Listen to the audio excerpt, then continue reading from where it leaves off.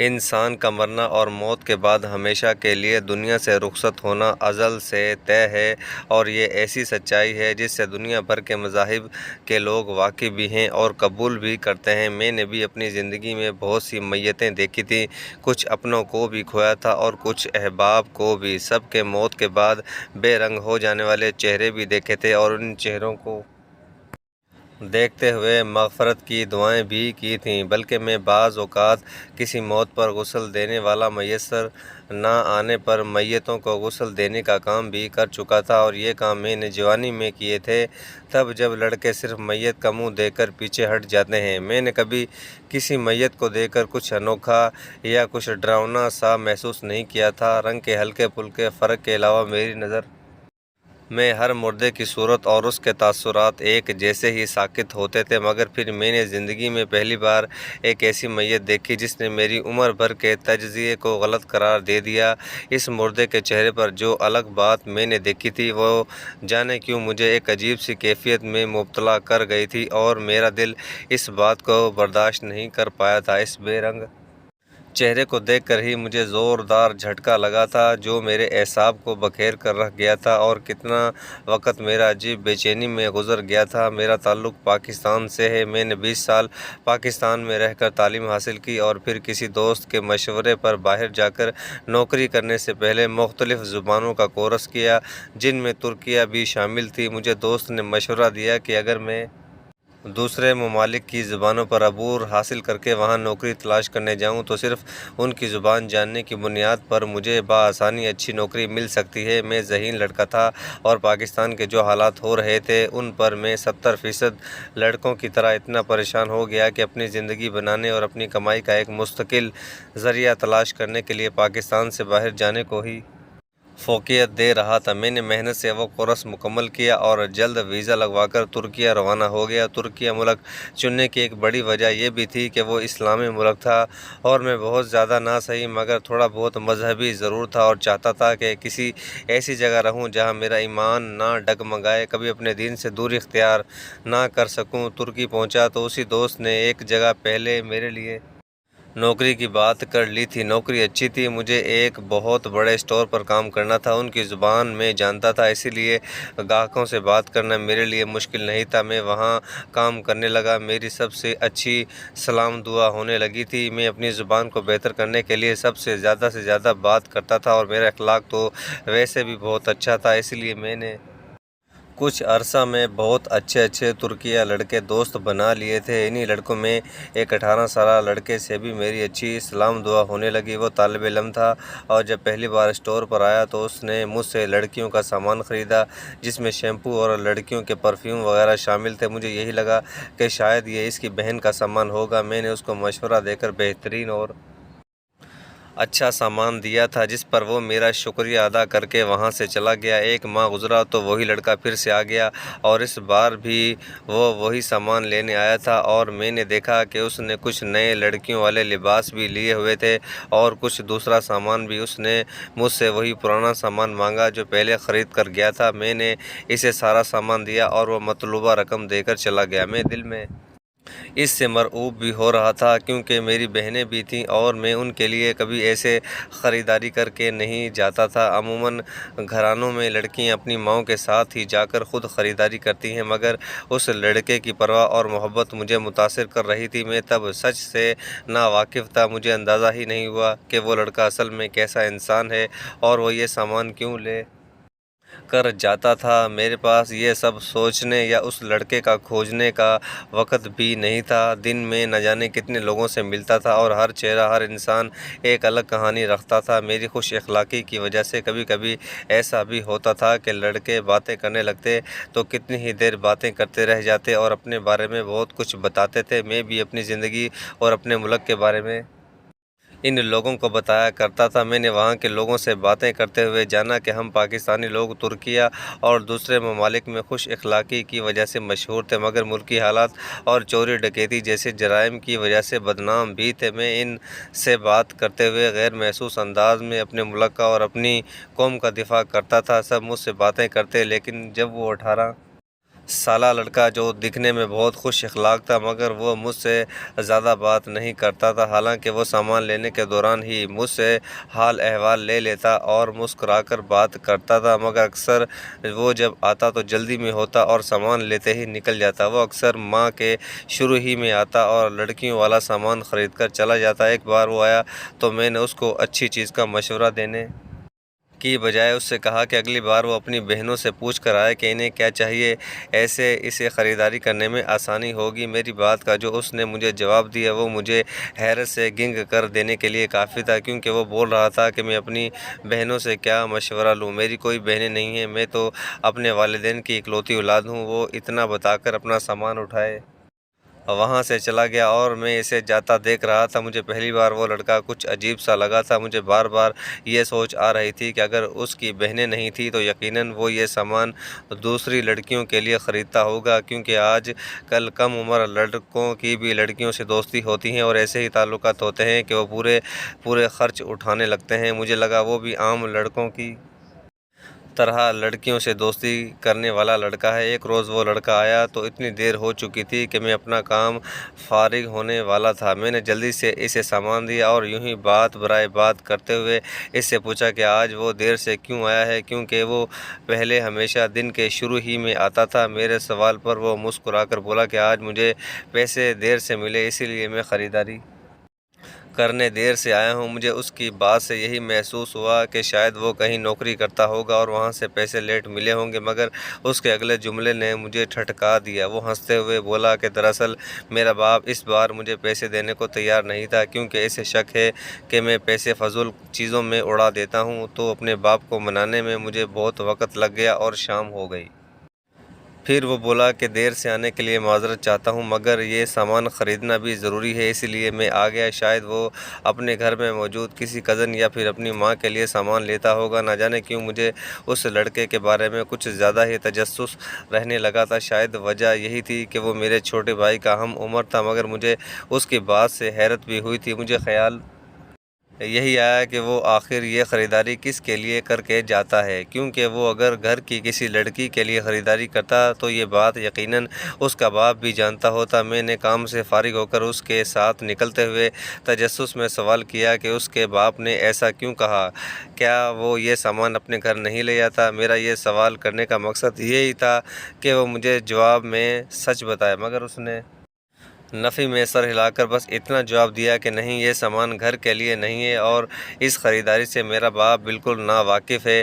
اس بار میں صحیح معنوں میں چونک گیا تھا۔ وہ لڑکا مجھے اللہ حافظ بول کر ایک گلی میں مڑ چکا تھا۔ میں نے پہلے سوچا کہ اس کا پیچھا کروں، مگر پھر میں نے اپنی سوچ پر خود کو لعنت ملامت کی۔ میں اس لڑکے کی زندگی کے بارے میں کچھ زیادہ ہی متجسس ہو رہا تھا۔ میں سر جھٹک کر وہاں سے چلا گیا اور سوچ لیا کہ اگلی بار وہ آئے گا تو میں سچ جاننے کی کوشش کروں گا، اور اگر اس نے بتایا کہ وہ انجان لڑکیوں کے لیے خریداری کرتا ہے تو اسے سمجھا دوں گا کہ اس کی عمر ان کاموں کی نہیں ہے۔ وہ مجھے اپنے چھوٹے بھائی جیسا ہی لگ رہا تھا۔ میں نہیں چاہتا تھا کہ اس کی آخرت خراب ہو۔ اس بات کو پورا ماہ گزر گیا اور میں اس کا انتظار کرنے لگا کہ اب اگلے ماہ کے شروع میں کسی بھی روز وہ سامان لینے آ جائے گا، مگر وہ لڑکا نہیں آیا۔ میں اس کا انتظار کرتا رہا اور پھر ایک دن مجھے اس کے بارے میں جو خبر ملی وہ مجھے تکلیف سے دوچار کر گئی تھی اور میرا دل بند ہونے کو آیا تھا۔ وہ ایک معمول کا دن تھا جب میرے اسٹور کے مالک نے اسٹور بند کر کے مجھے کسی موت پر چلنے کا کہا۔ وہ بولا کہ ہمیں قریب کسی جوان لڑکے کا انتقال ہوا ہے اور وہ میرے عزیز دوست کا بیٹا تھا۔ میرا جانا ضروری ہے اور تم بھی اگر جنازے میں شرکت کرو تو ثواب ہوگا۔ مجھے اس نیکی سے کوئی انکار نہیں تھا۔ میں نے اسٹور بند کیا اور اپنے باس کے ساتھ اس موت کے گھر کی طرف چل پڑا۔ مجھے اس جوان موت پر افسوس بھی ہو رہا تھا اور میں افسردگی سے سوچنے لگا کہ ہم انسانوں کی زندگی کتنی سستی ہے، کوئی نہیں جانتا اگلے پل زندہ رہوں گا یا نہیں۔ اکثر جوان لڑکے لڑکیاں اپنے مستقبل کے منصوبے بناتے ہوئے یہ نہیں جانتے کہ وہ اگلا دن بھی نہیں دیکھ پائیں گے اور اپنے آخری گھر روانہ ہو جائیں گے، اور اصل غم کی بات تو یہ ہے کہ ہم میں سے اکثریت نے آخرت کی تیاری بھی نہیں کی ہوتی اور نہایت لاپرواہی سے اپنی زندگی گزار رہے ہوتے ہیں۔ میں انہی سوچوں میں اس جگہ پہنچ گیا۔ وہاں سب لوگوں نے کالے کپڑے پہنے ہوئے تھے اور آنسو بہا رہے تھے۔ میں ایک جوان لڑکے کی موت پر اتنا بڑا ہجوم دیکھ کر حیران ہوا تھا۔ وہ پوری گلی لوگوں سے بھری ہوئی تھی۔ لوگ اس لڑکے کے بارے میں بات کر رہے تھے کہ وہ بظاہر لاپرواہ سا لڑکا تھا مگر سب کا خیال رکھتا تھا اور سب سے ہمیشہ مسکرا کر ملتا تھا۔ مجھے اس لڑکے پر رشک ہونے لگا، سب اس کی تعریف کر رہے تھے۔ اسی وقت میں نے دیکھا کہ میرا باس اپنے کسی دوست کے ساتھ کھڑا پریشانی سے کچھ بول رہا تھا۔ اس کے پاس مرحوم لڑکے کے کچھ رشتہ دار بھی کھڑے تھے۔ میں نے جا کر ان کی پریشانی کی وجہ پوچھی تو پتہ چلا کہ مرحوم لڑکے کے غسل کا انتظام کرنا ہے مگر جس شخص نے غسل دینا تھا اس سے رابطہ ممکن نہیں ہو رہا تھا اور اتنے سے وقت میں کوئی غسل دینے والا نہیں مل رہا۔ وہ سب خود بھی مدد کرنا چاہتے تھے مگر انہیں ایک پیشہ ور غسل دینے والا بندہ چاہیے تھا۔ میں پاکستان میں بھی میتوں کو غسل دینے کا کام کر لیتا تھا اور مجھے طریقہ بھی بالکل ٹھیک آتا تھا۔ ان لوگوں کی پریشانی دیکھتے ہوئے میں آگے ہوا اور ان سے بات کی کہ میں غسل دے سکتا ہوں، اگر وہ چاہیں تو میں مدد کرنے کو تیار ہوں۔ میری آفر پر میرا باس جلدی سے میرا ہاتھ پکڑ گیا اور بولا کہ تم نے پہلے کیوں نہیں بتایا؟ وہ باقی سب کی طرف مڑ کر میرے بارے میں بتانے لگا۔ پھر انہوں نے مجھے غسل کا سارا انتظام مکمل کر کے دیا اور میں میت کو غسل دینے پہنچ گیا۔ میں نے غسل دینے کی نیت سے میت کے منہ سے کپڑا ہٹایا تو وہ چہرہ دیکھ کر میری روح فنا ہو گئی کیونکہ یہ وہی لڑکا تھا جو میرے پاس خریداری کرنے آتا تھا اور اس وقت اس کے چہرے پر نظر ڈال کر مجھے ایسا جھٹکا لگا کہ میں لڑکھڑاتا ہوا پیچھے گر گیا اور سب کے پکارنے کے باوجود اٹھ کر دیوانہ وار وہاں سے بھاگ گیا۔ میری حالت بہت خراب ہو چکی تھی، میری نظروں میں بار بار اس لڑکے کا چہرہ آ رہا تھا۔ میں نے بہت سی میتوں کے چہرے دیکھے تھے مگر اس کے چہرے پر جو کچھ میں نے دیکھا وہ مجھے دنگ کر گیا تھا۔ اپنی رہائش کی جگہ پہنچتے ہی میں بستر پر گر گیا اور میری آنکھیں سے آنسو رواں ہونے لگے۔ میری طبیعت اتنی خراب ہو چکی تھی کہ پوری رات میری بخار میں جلتے ہوئے گزری۔ وہ چہرہ یاد کر کے میرے دماغ پر بس ایک ہی سوچ سوار ہو چکی تھی کہ آخر وہ لڑکا اصل میں کیا کرتا رہتا تھا۔ اتنی کم عمری میں اس کے ایسے کون سے کام تھے؟ وہ خریداری کرنا اور ہر وقت جلد بازی میں رہنا اب مجھے سوچ میں مبتلا کر رہا تھا۔ مجھے افسوس ہونے لگا کہ میں اس لڑکے سے زیادہ بات کبھی نہیں کر سکا، نہ ہی اس کے بارے میں ٹھیک سے کچھ جان سکا تھا۔ بظاہر تو سب کے لبوں پر اس کے بارے میں ایک ہی بات تھی کہ وہ قدرے لاپرواہ مگر خوش اخلاق لڑکا تھا جو اکثر اپنے مشاغل میں گم رہتا تھا۔ مگر اس کی موت کے بعد اس کے چہرہ دیکھ کر مجھے محسوس ہوا کہ اس لڑکے کی شخصیت کا کوئی بہت بڑا راز تھا جو شاید اس کی موت کے ساتھ دفن ہو چکا تھا۔ اگلے روز میں کچھ ہوش میں آیا تو مجھے شرمندگی ہونے لگی کہ کیسے میں ان سب کی پریشانی پر ان کی مدد کرنے کا یقین دلا کر پھر وہاں سے بھاگ آیا اور مجھے اس لڑکے کا بھی خیال آ رہا تھا۔ اس سے میرا دوستانہ تعلق تھا، اچھی دعا سلام ہوتی تھی۔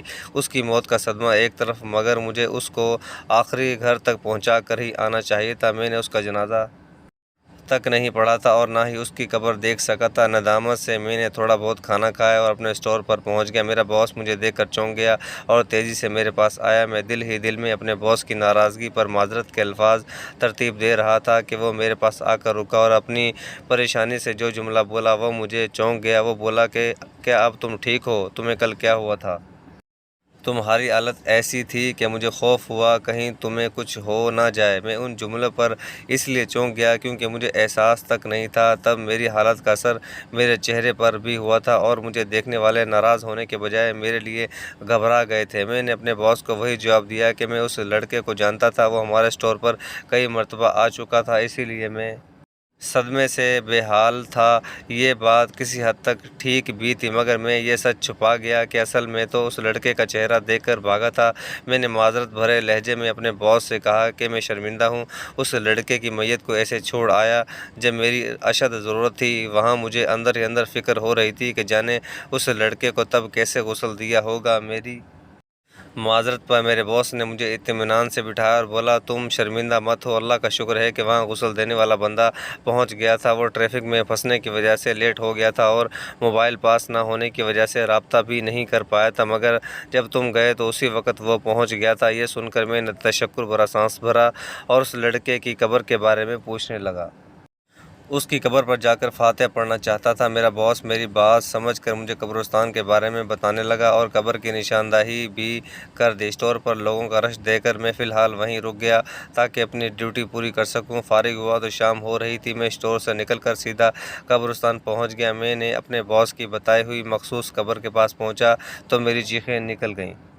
وہ قبر کوئی عام قبر نہیں تھی۔ میرا دل زور زور سے دھڑک رہا تھا اور مجھے لگنے لگا جیسے میں خواب دیکھ رہا ہوں۔ میں وہاں جتنی دیر رکا میرا دماغ جیسے ساکن سا ہو رہا تھا اور مجھے لگا کہ شاید اس قبر پر فاتحہ کی بھی ضرورت نہیں رہی، مگر جیسے تیسے فاتحہ پڑھ کر میں وہاں سے واپس گھر پہنچا اور سر ڈال کر خاموش سا بیٹھ گیا۔ آخر وہ لڑکا کون تھا؟ میرے ارد گرد یہ سوال جیسے زور زور سے گونج رہا تھا۔ میں نے ٹھان لیا کہ میں اس کے بارے میں جان کر ہی رہوں گا۔ میں پوری رات اس لڑکے کو سوچتا رہا۔ میری آنکھوں میں اس کا مسکرانا اور بات کرنا کسی فلم کی طرح چل رہا تھا۔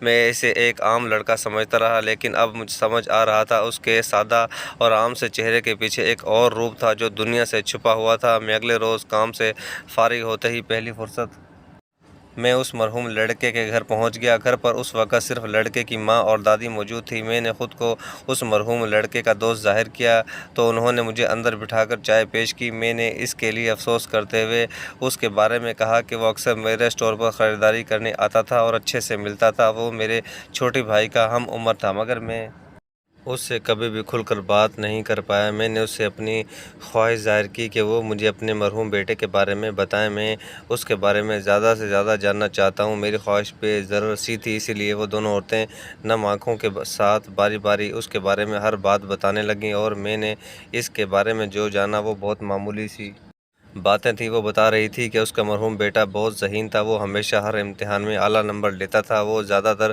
اپنے کمرے میں بند رہتا تھا اور فطرتاً ایک خول میں بند رہنے والا انسان تھا۔ وہ شادی بیاہ کے موقعوں پر بھی کم جاتا تھا اور اگر چلا جاتا تو کبھی ناچتا گاتا نہیں تھا۔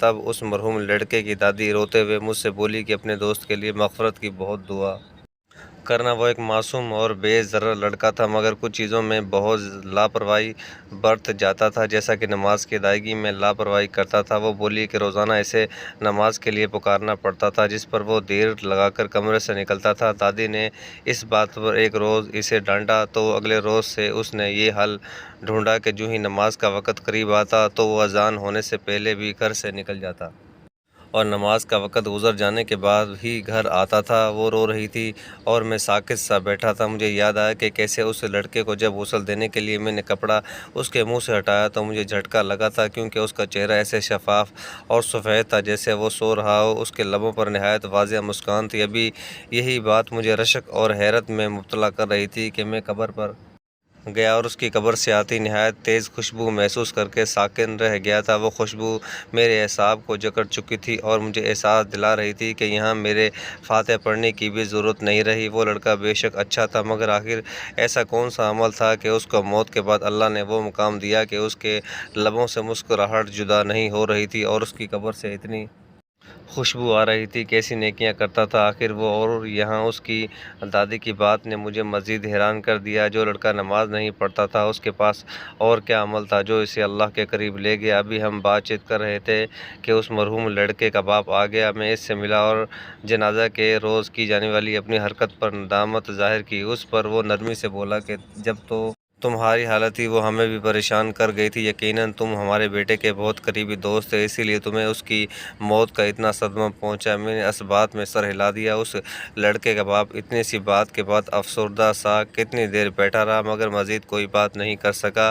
مرحوم کی ماں اور دادی کو اس کے لیے روتا دیکھ کر مجھے جانے کیا سوجی کہ میں نے اچانک اس کے باپ کو پکار کر اس مرحوم لڑکے کی قبر کے بارے میں بتایا اور جھجک کر بولا کہ میں نے اپنی زندگی میں بہت اموات دیکھی ہیں، مگر یہ میرا بالکل تجربہ تھا۔ میں نے قبر کا سارا احوال سنا دیا۔ مرحوم کی ماں اور دادی آنکھیں پھاڑے مجھے دیکھنے لگیں، شاید ان کا ابھی تک قبر پر جانے کا اتفاق نہیں ہوا تھا۔ میری بات پر مرحوم لڑکے کا باپ، جو سر جھکائے آنسو بہا رہا تھا، جذباتی سا ہونے لگا اور زور زور سے الحمدللہ کہنے لگا۔ پھر اس نے میری طرف دیکھا اور بولا کہ میں اپنے مرحوم بیٹے کے بارے میں اگر تمہیں بتاؤں تو شاید تم یقین نہیں کرو گے کہ وہ اتنی سی عمر میں ایسا انسان تھا، لیکن آج میں تمہیں بتاتا ہوں کہ دنیا کو نظر آنے والا وہ لڑکا اصل میں کس قسم کا انسان تھا۔ ایسے کہتے ہوئے اس نے مجھے اپنے مرحوم بیٹے کے بارے میں سب بتا دیا، جو مجھے گنگ کر گیا۔ اس شخص نے جو بتایا وہ واقعی میرے لیے ناقابل یقین باتیں تھیں۔ وہ بتا رہا تھا کہ میرا بیٹا سارا دن اپنی پڑھائی سے فارغ ہوتے ہی اپنے کمرے میں بند ہو کر قرآن کی تلاوت کرتا رہتا تھا۔ اسے چھوٹی چھوٹی سی چیزوں پر شکرانے کے نفل ادا کرنے کی عادت تھی۔ وہ نفل پڑھنے پر آتا تھا تو پڑھتا چلا جاتا تھا۔ راتوں کو اس کا باپ اکثر جا کر اس کے کمرے میں جاتا تو وہ تہجد پڑھنے میں مصروف نظر آتا تھا، وہ یہ عمل سب سے چھپاتا تھا۔ اس میں ریاکاری بالکل نہیں تھی۔ اس کا باپ بھی اس کے بہت قریب ہونے کی وجہ سے یہ راز جان گیا تھا۔ وہ بولا کہ میں اس سے پوچھتا تھا کہ وہ دوسرے لڑکوں کی طرح دنیا پرست کیوں نہیں ہے، اسے ان سب چیزوں کا کیسے شوق ہوا؟ تو وہ بولتا کہ جو سکون ان سجدوں میں ہے وہ مجھے کہیں نہیں ملتا۔ جب سے اللہ کو دوست بنایا ہے، کسی دوست کی ضرورت نہیں رہی۔ اس کا باپ بتانے لگا کہ وہ نماز چھوڑنے کے لیے گھر سے نہیں جاتا تھا۔ وہ تو جب اکثر نماز کے لیے لیٹ ہونے لگا تو اس نے وقت سے پہلے مسجد میں پہنچنا شروع کر دیا۔ جو چند پل رہتے وہ ان میں نفل ادا کر لیتا اور پھر نماز پڑھ کر لمبی لمبی دعائیں مانگتا رہتا تھا۔ پھر وہ ہر ماہ ایک معقول رقم لے کر کہیں خرچ کرنے لگا۔ باپ بولا کہ مجھے شک ہوا تو اس سے پوچھا، مگر وہ کچھ بتانے کو تیار نہیں ہوا، اور جب وہ مرا تو اس کی نہایت غریب رشتہ دار نے اس بات کا راز بھی کھول دیا۔ اس کی ایک غریب رشتہ دار عورت کی ایک معذور اور نابینا جوان بیٹی تھی، جو دوسری لڑکیوں کی طرح اچھے لباس پہننے کا اور اچھی چیزوں کا شوق تھا، مگر اندھے پن کی وجہ سے وہ مایوسی کا شکار تھا۔ اس لڑکے کو یہ بات پتہ چلی تو وہ ہر ماہ اس کے لیے اچھی سے اچھی چیز لانے لگا۔ وہ اس کی ماں کو سامان دے کر ہدایت کرتا کہ وہ اپنی بیٹی کو یہ سب دے کر اس کی تعریف ضرور کرنا کہ وہ ان سب چیزوں میں دوسری لڑکیوں سے زیادہ پیاری لگ رہی ہے۔ وہ مایوس لوگوں کی ہمت بندھاتا تھا، وہ حقوق اللہ بھی پورے ادا کرتا اور حقوق العباد بھی ہر ممکن پورے کرتا تھا۔ اس کا باپ اتنا بتا کر روتے ہوئے بولا کہ یہ وہ عمل ہیں جو میں جان گیا تھا، باقی میں نہیں جانتا کہ وہ کیا کرتا تھا، کہاں گم رہتا تھا، مگر اتنا جان گیا ہوں کہ میرا بیٹا اللہ کا پسندیدہ ترین انسان تھا۔ میں اس باپ کی بات پر متفق سا سر ہلا رہا تھا، سوچ رہا تھا کہ نیکی تو دنیا میں بہت سے لوگ کرتے پھرتے ہیں، لیکن وہ ریاکاری میں مبتلا رہتے ہیں۔ وہ لوگوں کو بتاتے پھرتے ہیں اور دکھلاوا کرتے ہیں، مگر اس کم عمر لڑکے نے یہی راز جان لیا تھا کہ کچھ چیزیں اللہ اور بندے میں راز رہنی چاہیے، کیونکہ اس کا اجر اللہ دیتا ہے، بندے نہیں۔